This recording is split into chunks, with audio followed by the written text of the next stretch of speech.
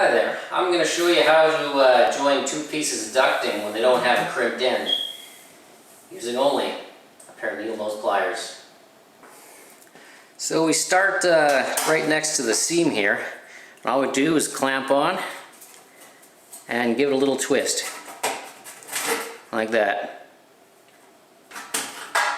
And we just work our way around. You see I've got a maybe 3/4 inch space between the bend and the needle nose pliers, and we just continue. Clamp and twist all the way around.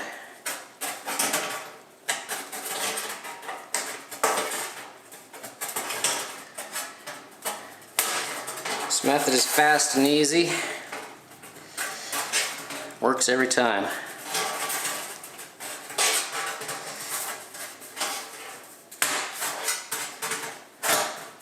And when you get to the seam here, just clamp onto the seam itself, give it a slight bend inwards. And there.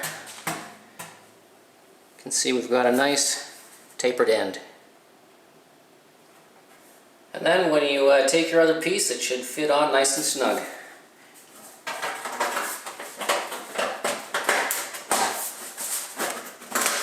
Just like that. Easy. Thanks for watching. If you found this video helpful, don't forget to give us a thumbs up or subscribe if you want to see more helpful tips. And check out Upgrade My Downgrade, where you take you through the renovation process of an entire house. Check you next time.